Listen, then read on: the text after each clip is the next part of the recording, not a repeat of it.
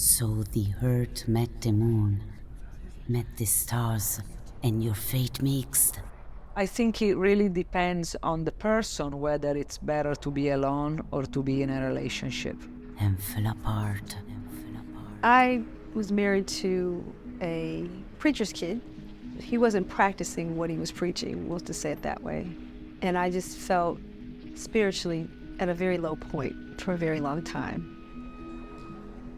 Sometimes I think about what are the things that I could do if I was alone. Maybe on having, some sort of spiritual life. Overall, I think being in a relationship is by far one of the best things anyone can do. Confronting yourself with someone else.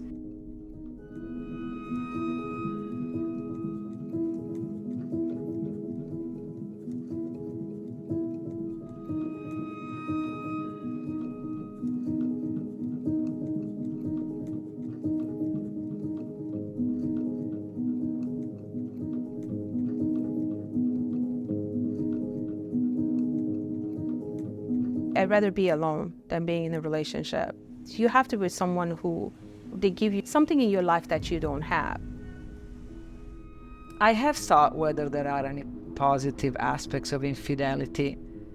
Maybe the 30-minute fun. You had something and as you are happy with what you did because it was a good experience. If they get in love each other, that's really a wonderful thing. It was a great thing in that it helped me grow as a person in dealing with problems and adversity and guilt. If there is infidelity, I thought to myself, there is obviously a need to escape. I think some people may be so trapped in their situation that infidelity may be their only way out. It's like creating something really dramatic that allows you to break a pattern and then create change that way.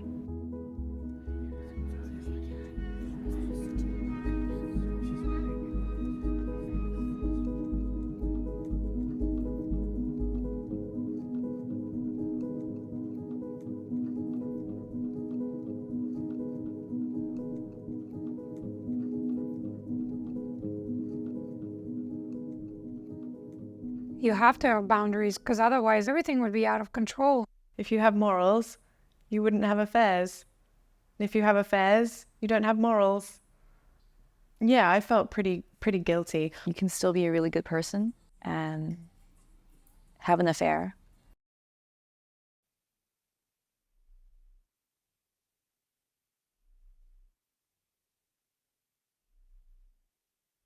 Most people go into affairs because it is immoral. Anytime you do something you're not supposed to do, it's exciting. It just is. Which is why I always look at, why am I not supposed to do something?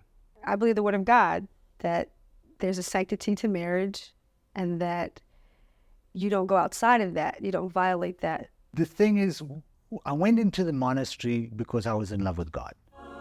And I never thought I would have another relationship other than with God. And it's very interesting because when you're in a situation like that and you remove sexuality, there's a lot more deeper connection and a lot more work can happen.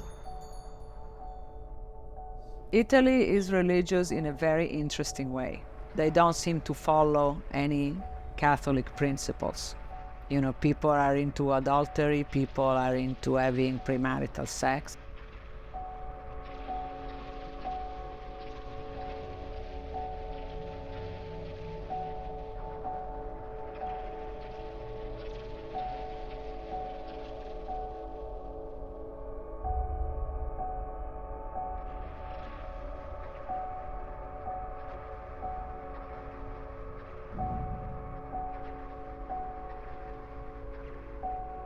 We're very strong, religious people, Catholic. That's why, very sneaky, you didn't want it to get caught. You are raised Catholic, you're taken to church every Sunday. Uruguay had no state religion for many years. There were many Catholic people, but state and religion was separate. Divorce was allowed in Uruguay. People from Argentina used to come to Uruguay to get it. It is a religious country. The biggest religion in Austria is Roman Catholic, but it's getting less and less. It's kind of like dissolved. I went to church a month ago with my grandmother.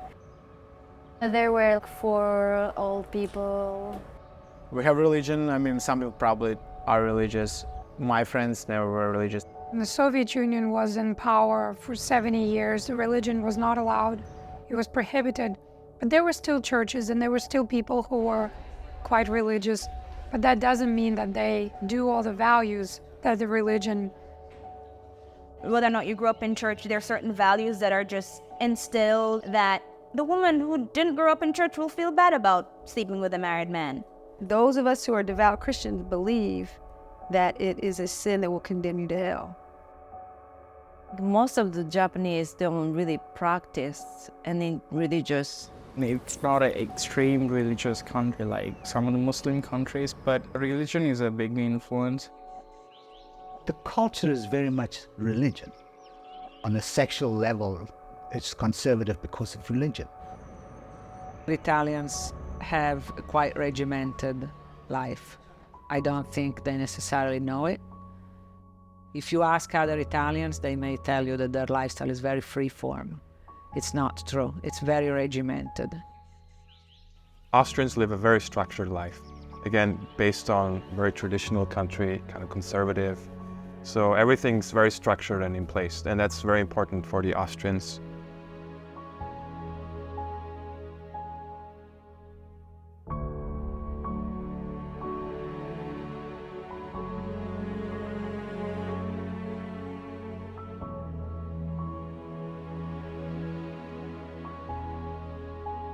If God is watching us, at least we can do is be entertaining.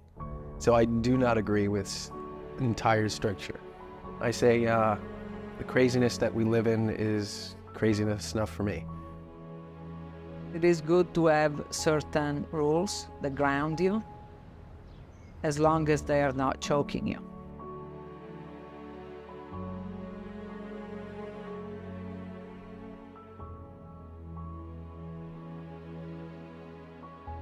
If you are in a little town and then you have an affair, in a minute, everyone is gonna know. In a city, everything can happen in a city. Bombay already is more susceptible to do things like that. And they have more exposure to other cultures. I don't think it's necessarily a socio-economic situation in Italy. I think men have affairs and women on every level of society. Usually, too, it's the guys with the money who has mistress, the ones who can afford to have a few women out there because he has money. If you're not able to make your own money, you're on the chance of getting shackled down with a man who gives you 6 kids and you're stuck. I don't think it has anything to do with poverty. Although we have rich people and poor people, when you date somebody, it's usually within the same social class.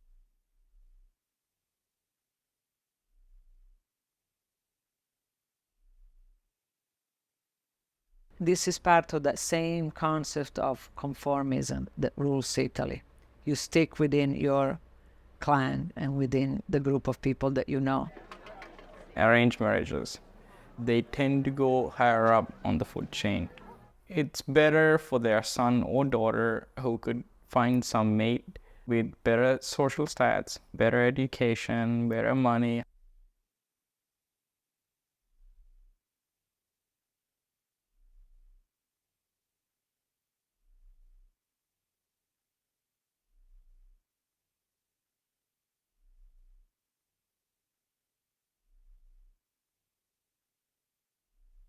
If there was an arranged marriage, then people had to be marrying within their class. It usually wouldn't happen that somebody from higher or lower class would get together. I believe that sexuality is the same for everyone because we're all humans. We all have the same drive.